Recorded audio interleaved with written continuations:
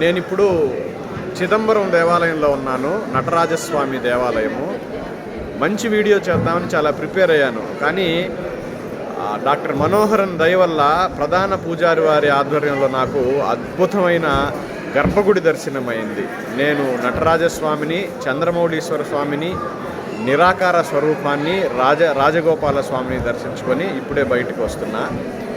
చిదంబర రహస్యం అనేది ఇక్కడ ప్రాముఖ్యత అంటుంటారు, కానీ చిదంబర రహస్యం అనేది చాలా విస్తృతంగా ఉంటుంది. దాని గురించి కొద్ది నిమిషాల్లో చర్చించలేము. చిదంబర రహస్యం గురించి నేను మళ్ళీ చెప్తాను.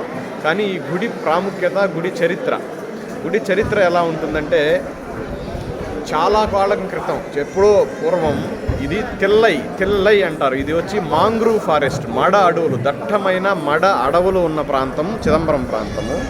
ఇక్కడ మునులు తపస్సు చేసుకునేవాళ్ళు. పతంజలి మహర్షి ఇక్కడ ఒక పద్మ సరస్సులో తపస్సు చేసుకునేవాడని చరిత్ర.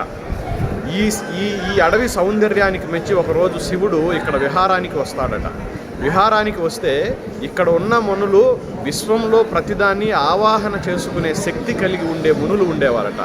వాళ్ళు శివుడిని ఆవాహన చేసి ఇక్కడే ఉండమని కోరగా ఆయన ఇక్కడే ఈ వనాల్లో విహరిస్తూ ఉంటే పార్వతీదేవి అతను వెతుక్కుంటూ వచ్చినప్పుడు ముని భార్యలు, పార్వతీదేవి అందరూ కూడా శివుడి నాట్యానికి ముగ్ధుడయ్యి ఇక్కడే పారవస్యంలో ఉంటే మునులకు కోపం వస్తుందట. కోపం వచ్చి వాళ్ళకున్న ఆవాహన శక్తి వల్ల ప్రపంచంలో ఉన్న పాములన్నీ ఆవాహన చేస్తే వాటిని శివుడు తన ఆభరణాలుగా, కంఠాభరణాలుగా నడుముకు చుట్టుకొని ఆనంద పారవస్యంలో నృత్యం చేసేవాడట. వాళ్ళు అది తట్టుకోలేక ఒక భయంకరమైన రాక్షసిని సృష్టిస్తే ఆ రాక్షసును కూడా చంపేసి రాక్షసు మీద నృత్యం చేస్తున్న భంగిమే ఇప్పుడు ఒంటి కాలుపై నిలబడి ఉన్న నటరాజ స్వరూపము.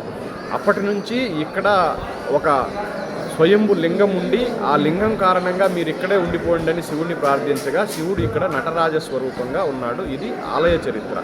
ఈ ఊరికి గ్రామదేవతగా పొలిమేరల్లో తిల్లై కాళీయమ్మన్ కోయిల్ అని కూడా ఉంది. తిల్లై నటరాజన్, ఈ ఊరి పేరు తిల్లై అప్పట్లో, అందువల్ల ఈయన్ని తిల్లై నటరాజన్ అంటారు.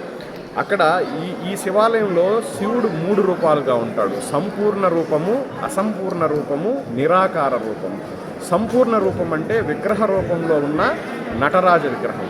అసంపూర్ణ రూపంలో అంటే చాలా చిన్నదిగా ఉండే స్ఫటికలింగము, దాన్ని చంద్రమౌళీశ్వరుడు అంటారు. నిరాకార రూపం, ఈ చిదంబర రహస్యం అనే పదము ఆ నిరాకార రూపంతోనే ముడిపడి ఉంటుంది. నిరాకార రూపం గర్భగుడికి ఒక మూలగా చీకటి ఖాళీ ప్రదేశం ఉంటుంది. తెర వేసి ఉంటుంది. తెర తీసి చూస్తే మనకు కేవలం చీకటి ప్రదేశమే పడుతుంది. అక్కడే చిదంబర రహస్యం దాగి ఉన్నదని, ఆ రహస్యాన్ని ఇంతవరకు ఎవరు పూర్తిగా చెప్పలేకపోయారు. ఇది ఆలయ చరిత్ర.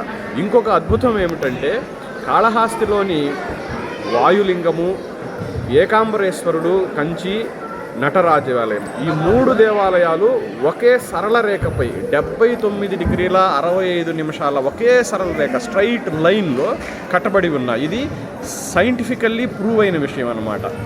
అసలు ఎందుకు అలా జరిగిందనేది అప్పటి కొన్ని వేల సంవత్సరాల క్రితం అద్భుతం. ఈ దేవాలయానికి చరిత్ర లేదు, అంటే దీన్ని ఎవరు సృష్టించారు ఎప్పుడని చరిత్ర లేదు, కానీ రిటర్న్ హిస్టరీ సాక్ష్యాలతో సహా 400 సంవత్సరం నుంచి ఉంది. 1000 సంవత్సరాల నుంచి 1067 వరకు రాజరాజ చోళుడు, పరాంతక చోళుడు, రాజరాజ చోళుడు కుమార్తె కుందవై, ఈ కుందవైని మీరు పొన్నియిన్ సెల్వన్ సినిమాలో చూస్తుంటారు త్రిషాగా. రాజరాజ చోళుడు కూతురు కుందవై, పరాంతక చోళుడు ఈ దేవాలయాన్ని పూర్తిగా అభివృద్ధి చేశారని చరిత్ర ఉంది. అంటే మనకి ఇప్పటికీ 1600-1700 సంవత్సరాల చరిత్ర కనబడుతుంది. అంతకుముందు కొన్ని వేల ఏళ్ల క్రితం నుంచి కూడా ఈ దేవాలయం ఉంది.